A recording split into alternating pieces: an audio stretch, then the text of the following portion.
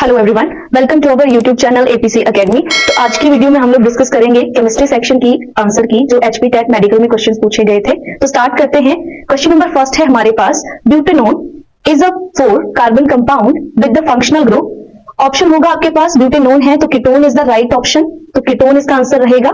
उसके बाद नेक्स्ट चलते हैं क्वेश्चन नंबर 32 पे। तो इसमें आपके पास एक रिएक्शन दी हुई है और आपसे पूछा है कि ये जो गिवन रिएक्शन है ये कौन सा ऑप्शन इनमें से करेक्ट है। टाइप ऑफ रिएक्शन आपसे पूछी हुई है। The reaction is based upon reactivity series, so it is a type of displacement reaction, so option D is correct. Next चलते हैं क्वेश्चन नंबर 33 की तरफ। 33 में पूछा है, ethanol reacts with sodium forms 2 products and these products are, so these are sodium ethoxide and hydrogen. Option C is most correct.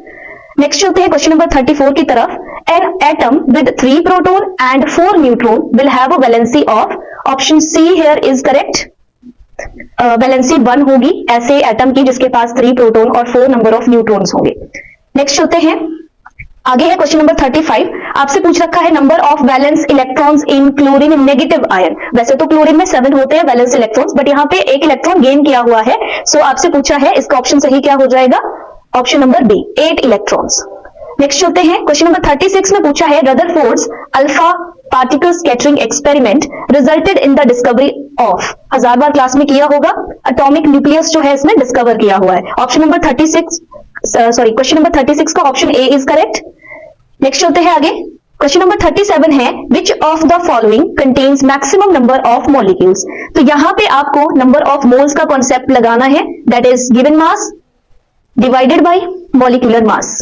और वैसे number of molecules निकालने के लिए हमारे पास क्या फॉर्मूला होता है, number of molecules are equal to number of moles multiplied by Avogadro number. तो यहां पे अगर आप नंबर ऑफ मोल्स निकाल के चेक करते हो तो जिसके लिए नंबर ऑफ मोल्स मैक्सिमम होंगे उसी के लिए ये मैक्सिमम आएगा, तो इसका ऑप्शन सी जो है वो करेक्ट होगा। नंबर ऑफ मोल्स जो है हाइड्रोजन 1 ग्राम हाइड्रोजन में ज्यादा आएंगे, तो इसी में नंबर ऑफ मॉलिक्यूल्स भी फिर ज्यादा होने वाले हैं। नेक्स्ट चलते हैं क्वेश्चन नंबर 38 पे। A few substances are arranged in the increasing order of forces of attraction between their particles. Which one of the following represent a correct arrangement? Forces of attraction बताना है, तो generally पता है solid में ज्यादा होते हैं, लिक्विड में कम होते हैं, गैसेस में और कम होते हैं बिटवीन द पार्टिकल्स। तो यहाँ पे इंक्रीजिंग ऑर्डर बताना है, यानी कि पहले सबसे कम बताना है। तो देखिए यहाँ पे ऑप्शन सी जो है आपके पास है ऑक्सीजन, वाटर, शुगर। तो ऑक्सीजन गैस है, गैस में सबसे कम, फिर वाटर में थोड़े ज्यादा, लिक्विड आ गया और शुगर में सबसे हाईएस्ट होंगे, तो ये आपके पास ऑप्शन सी इसका करेक्ट रहेगा। आगे चलते हैं क्वेश्चन नंबर 39 के ऊपर। Electrolysis of water is a decomposition reaction. The mole ratio of hydrogen and oxygen gases liberated during electrolysis of water is. इसका सही ऑप्शन जब आप रिएक्शन लिखेंगे तो उस हिसाब से ऑप्शन डी 2:1 जो है वो सही आंसर होगा। क्वेश्चन नंबर 40 आपसे पूछा है, रिपीटेड क्वेश्चन है, phosphorus is kept in. Phosphorus को किसमें रखा जाता है, तो it is kept in cold water because it does not react with water, so it is kept in cold water. Question number 41 है आपके पास, which of the following hydrocarbons undergoes addition reaction. तो जनरली एडिशन रिएक्शन आपके unsaturated hydrocarbons करते हैं, तो यहां पे आपके पास ऑप्शन 3 और 4 बोथ आर करेक्ट। तो इसमें आपके पास अल्टरनेटिव सेलेक्ट करने के लिए आया हुआ है, तो आपके पास यहां पे ऑप्शन नंबर सी जो है वो करेक्ट हो जाएगा, क्योंकि थर्ड और fourth both are unsaturated hydrocarbon, so ये दोनों ही आपके पास यहाँ पे आंसर रहेंगे। आगे चलते हैं question number 42। The most durable metal plating on iron to protect against corrosion is its zinc plating, जिसको कि गल्वेनाइजेशन प्रोसेस के थ्रू जो है वो लगाया जाता है, तो option D is correct. Here option D is correct, zinc plating 42 का। नेक्स्ट चलते हैं क्वेश्चन नंबर 43 पे। Which of the following elements exhibit maximum number of valence electrons. तो ये तो आपको पीरियोडिक टेबल में एलिमेंट्स की पोजीशन एक तरह से पता होनी चाहिए, तो इसमें आपके पास 1 नंबर ऑफ इलेक्ट्रॉन होता है, एल्यूमिनियम में 3 वैलेंस इलेक्ट्रॉन्स होते हैं, सिलिकॉन में 4 होते हैं, फास्फोरस में 5 होते हैं, उस हिसाब से option D is correct. Next चलते हैं क्वेश्चन नंबर 44 पे।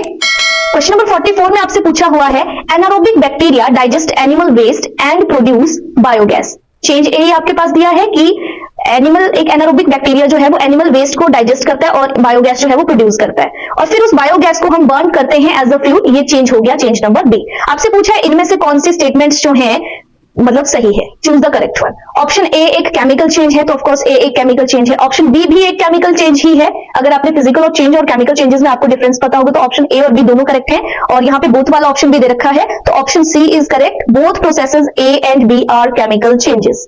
नेक्स्ट होते हैं क्वेश्चन नंबर 45 पे, vinegar is a solution of, ये भी आपका रिपीटेड क्वेश्चन पूछा हुआ है, तो it is aqua solution of acetic acid 5 to 8%. So option C is most correct.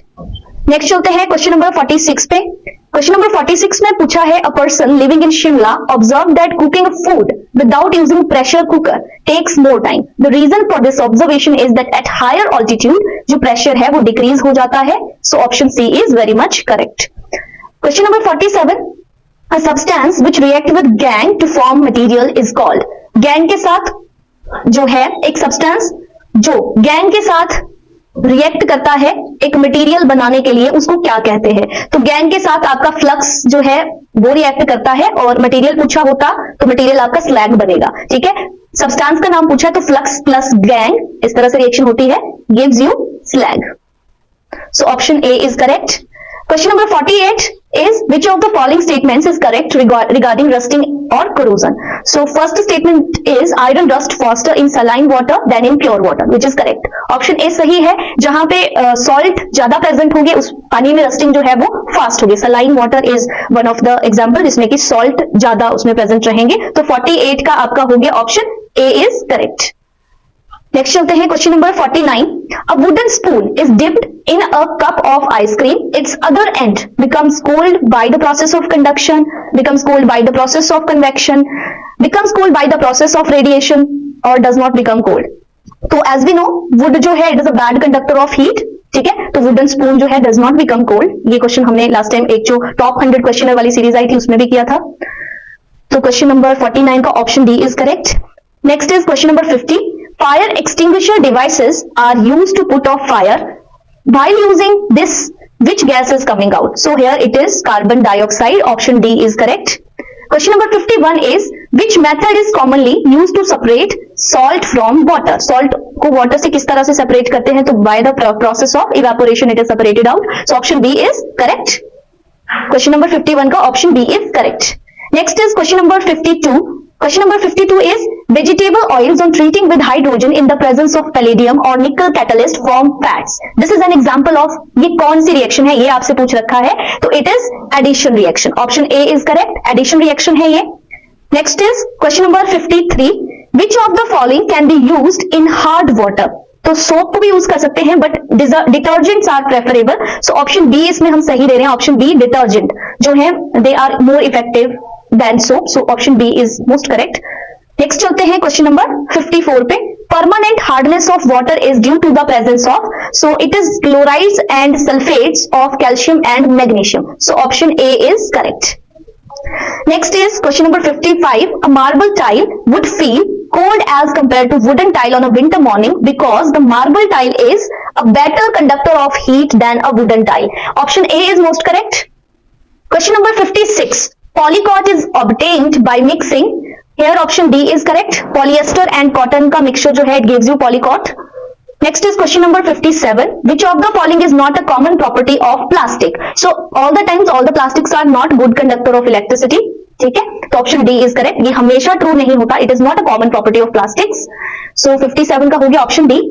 Next है आपके पास exhaustible natural resources. Exhaustible means की they are in limited quantity. So यहाँ पे एक ही ऑप्शन है, ऑप्शन नंबर सी, जिसमें लिखा हुआ है कि they are present in limited quantity. Question number 59. Which of the following element is present in hemoglobin? So option D, iron is present in hemoglobin. Question number last है आपके पास 60. An iron ball at 40 degree Celsius is dropped in a mug containing water at 40 degree Celsius.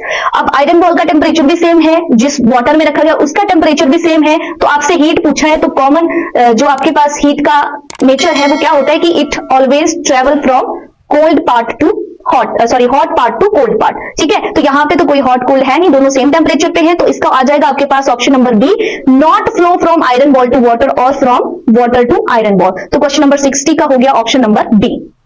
तो इसी के साथ आज के paper में ये 30 क्वेश्चंस जो हैं वो केमिस्ट्री के आपसे पूछे गए थे जो कि बहुत इजी थे. आई जस्ट होप आपका पेपर अच्छा हुआ होगा. So thanks for watching the video.